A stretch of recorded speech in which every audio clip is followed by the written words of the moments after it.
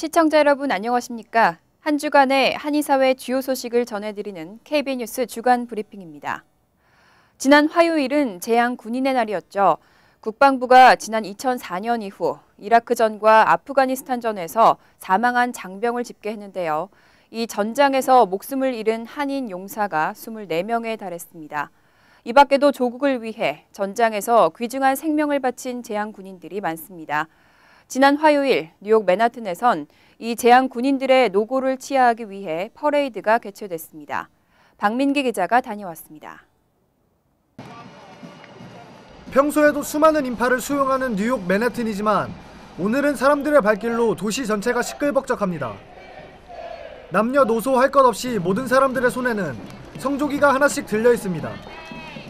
곧이어 형형색색의 깃발을 든 의장대가 등장하며 퍼레이드가 시작됩니다. 오늘 행사는 재향 군인의 날을 기념하기 위한 퍼레이드로 국가와 시민의 안전을 위해 목숨을 건 참전 용사들의 희생을 기리기 위한 목적으로 진행됐습니다. 퍼레이드 행렬이 지나갈 때마다 시민들은 박수와 환호를 보내며 감사의 인사를 전합니다. It's great. Today's a beautiful day. It's a good day to be a veteran today. Well, I'm a veteran and I figured it doesn't hurt me much. These guys, we all sacrificed. I could sacrifice one morning and hang out with my veteran brothers and sisters. 오늘 행사에는 대한민국 재향군인회, 미 동부 해군 동지 연합회, 뉴욕 베트남 참전 유공 전우회 등 한인 사회를 대표하는 재향군인들도 참석해 그 의미를 더했습니다. 태극기가 달려있는 자켓을 입고 있는 한 미국 남성은 자신 역시 베트남전 당시 한국에서 싸운 참전 용사라며 한인 재향군인들에게 박수를 보냈습니다. Yeah, I'm very proud. I'm a veteran myself. I'm very proud to be at the parade. It's great to see the city of New York honoring their troops, our fallen dead. It's a very good time to remember our veterans and give them thanks. That's why we have the freedom to be here today. Very proud of the Korean people, what they have done for their people. It's remarkable. 재향군인의 날을 맞은 오늘 퍼레이드가 진행되는 동시에 한편에서는 전사자들의 이름을 노란 리본에 적어 희생자에 대한 애도를 표하는 자리도 마련됐습니다. 국가와 시민을 위해 목숨을 바친 참전 용사들의 희생을 기억하기에 충분한 날이었습니다. KBN 뉴스 박민기입니다. 지난 본선거에서 공화당이 압승을 거두면서 오바마 대통령이 레임덕 위기에 처했는데요. 미국인 10명 가운데 6명이 남은 임기 오바마 대통령의 행보에 부정적인 의견을 보였습니다. 여론조사기관 퓨 리서치 센터가 발표한 보고서에 따르면 응답자 가운데 21%가 오바마 대통령이 남은 임기에 아무 일도 못할 것이라고 대답했습니다. 또 38%는 그리 많은 일을 하지 못할 것이라고 대답해 과반수가 넘는 59%가 부정적인 의견을 보였습니다. 반면 어느 정도는 일을 할 것이라고 답한 응답자는 33%, 많이 할 것이라고 답한 응답자는 6%에 그쳤습니다. 오바마 대통령에 대한 이번 설문 결과는 2006년 조지 부시 전 대통령을 대상으로 실시됐던 여론조사에서 아무런 일도 못할 것이라는 응답과 그리 많은 일을 하지 못할 것이라는 응답의 비율 합계가 57%였던 것을 고려하면 더 가혹해진 평가로 해석됐습니다. 한편 이번 설문조사에서 누가 국가 문제의 해결을 주도할 것인가에 대해 40%의 응답자가 오바마 대통령을 지목한 반면 41%는 공화당 지도부라고 대답했습니다. 논란이 되고 있는 인터넷 통신망의 중립성, 이른바 망 중립성과 관련해 오바마 대통령이 지난 10일 성명을 발표했습니다. 이 망 중립성을 보호할 최대한 강력한 규정을 만들겠다는 입장을 보였습니다. 금홍기 기자입니다. 오바마 대통령은 인터넷 서비스 공급 업체가 온라인 상거래에서 승자와 패자를 선택하도록 할 수 없다며 연방통신위원회에 이같이 요구했다고 밝혔습니다. 오바마 대통령은 인터넷 서비스 공급 업체가 합법 콘텐츠를 사단해서는 안 되고 콘텐츠 종류에 따른 전송 속도의 차별이 없어야 한다는 것 등 4가지 기본 원칙을 연방통신위원회에 요구했다고 덧붙였습니다. That's why I'm laying out a plan to keep the internet free and open. And that's why I'm urging the Federal Communications Commission to do everything they can to protect net neutrality for everyone. 미국에서는 케이블 TV 인터넷 사업자가 자사의 통신망을 이용한 다른 회사의 인터넷 전화 서비스에 제한을 두는 등 인터넷 서비스 공급 업체의 차별 사례가 나타나기 시작하자 연방통신위원회는 2011년 발표한 개방 인터넷 규칙을 통해 망 중립성을 강조했습니다. 그러나 미국 통신 서비스 업체 버라이존이 연방통신위원회를 상대로 소송을 냈고 올해 초 워싱턴 DC 연방항소법원이 적합하지 않은 규제를 적용했다며 버라이존의 손을 들면서 망 중립성을 둘러싼 논란이 더 커졌습니다. KBN 뉴스 금원계입니다. 지난 12일 레오니아와 포트리 등 7개 한인 밀집 학군에서 한바탕 폭발물 소동이 벌어졌습니다. 여러 학교에 연쇄적으로 폭발물 협박 전화가 오면서 학생들이 긴급 대피하는 일까지 벌어졌는데요.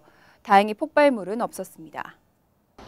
경찰은 어제 오후 1시께부터 가필드 고등학교와 잉글루드 소재 드와인모로우 고등학교, 해켄색 고등학교와 포트리 고등학교, 레오니아 학군 사무실에 폭발물 설치 관련 협박 전화가 15분 사이를 두고 연쇄적으로 접수됐다고 밝혔습니다.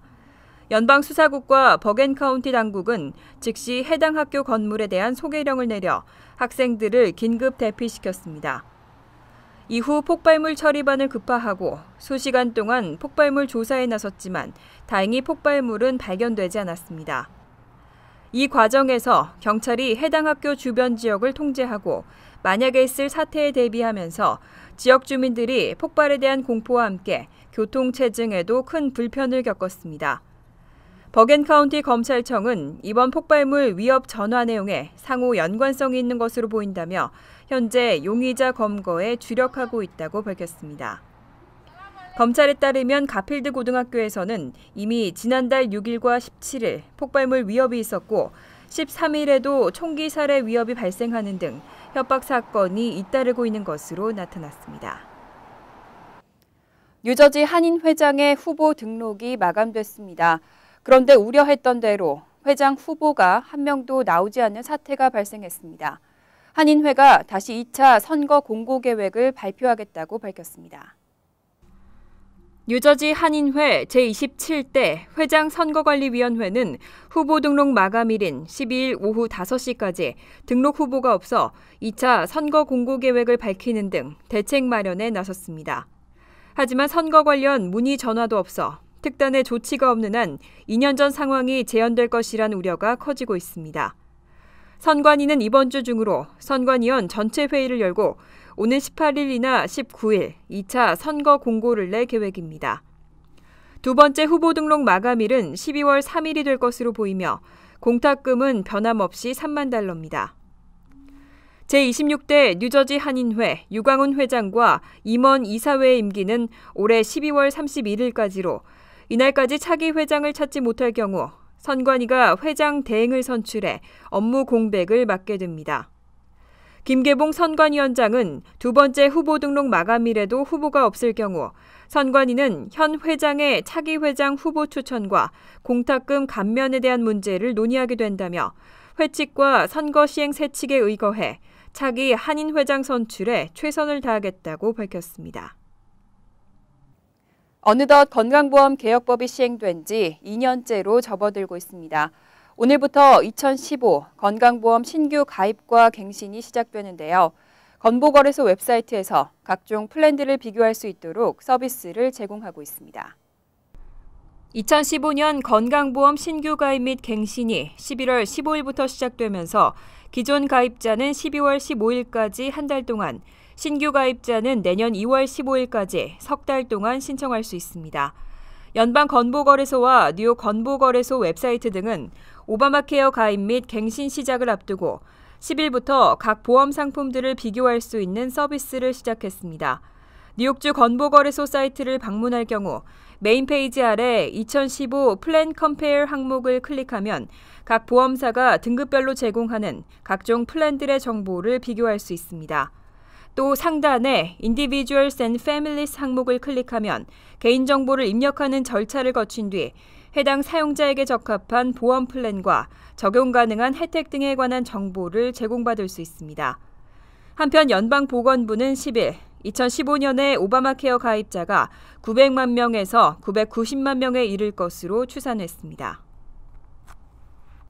취업 이민 영주권 문호가 3달째 쾌속 순항을 이어가고 있습니다. 내년 1월에도 6개월 정도 진전될 것으로 예상되는데요. 취업 이민 3순위 수속 기간이 2년 이내로 단축될 전망입니다. 2014년도 12월 영주권 문호에 따르면 취업 이민 3순위 숭령공 우선 수속 일자는 2012년 11월 1일로 11월과 비교해 5개월 당겨졌습니다. 취업 3순위 문호는 지난 10월에 6개월, 11월에 8개월, 이번 12월 문호에서도 5개월 빨라지면서 3개월 만에 1년 7개월이나 진전했습니다. 취업 3순위는 내년 1월 문호에서도 6개월 정도 더 진전될 것으로 예상되고 있습니다. 이로써 취업 3순위 신청자들의 영주권 수속 기간이 2년 이내로 단축될 것으로 전망됩니다. 취업 3순위 외 1순위와 2순위, 4순위와 5순위는 9월에도 전면 오픈됐습니다. 한편 가족이민 문호는 모든 부문에서 1주에서 7주 진전되면서 11월과 비슷했습니다. 영주권자 배우자 및 미혼 자녀인 2순위 A 우선 일자는 2013년 3월 22일로 3주 진전됐고 영주권자 성년 미혼 자녀인 2순위 B는 2008년 2월 22일로 7주 앞당겨졌습니다. 시민권자의 21세 이상 성년 미혼 자녀인 1순위와 시민권자 형제자매인 4순위는 각각 2주, 시민권자의 기혼 자녀인 3순위는 1주 진전됐습니다. 해마다 인상되는 대중교통 요금은 이제 당연하게 된 것 같습니다. 내년도 메트로카드 정기권의 인상은 확정됐는데 1회권의 경우 가격을 올릴지 보너스를 폐지할지 고심 중인 것으로 알려졌습니다. 월스트리트저널은 메트로폴리탄 교통공사가 30일 정기권 가격을 현행 112달러에서 116달러로, 7일 정기권은 30달러에서 31달러로 인상하는 것이 거의 확정됐다고 보도했습니다.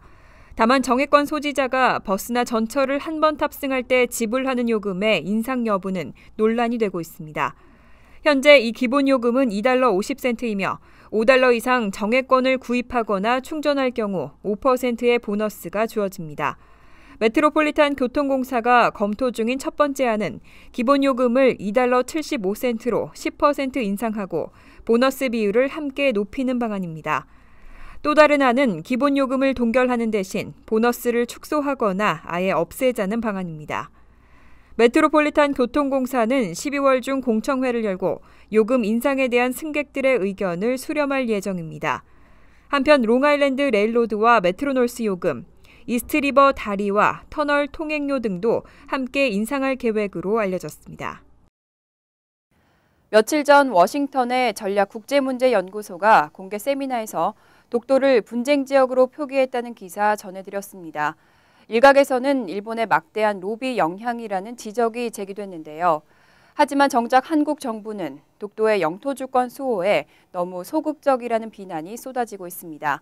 일본 정부는 계속해서 독도를 분쟁 지역화하려는 정책에 막대한 지원을 쏟고 있는데 우리 정부가 어떤 대응을 할지 온 국민의 관심이 모아지고 있습니다. KBN 뉴스 주간 브리핑 여기서 마칩니다. 시청해주신 여러분 고맙습니다.